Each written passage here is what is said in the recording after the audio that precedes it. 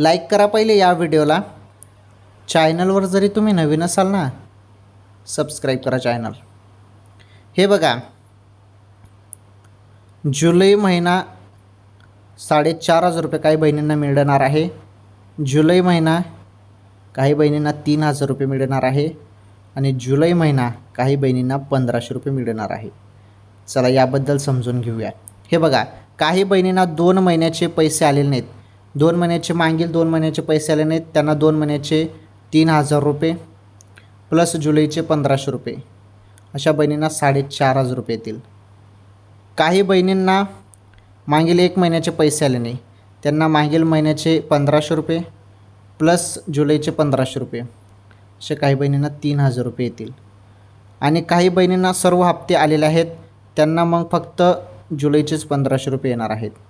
समजलं तुम्हाला? थोडी वाट बघा, पैसे आता येणारच आहेत.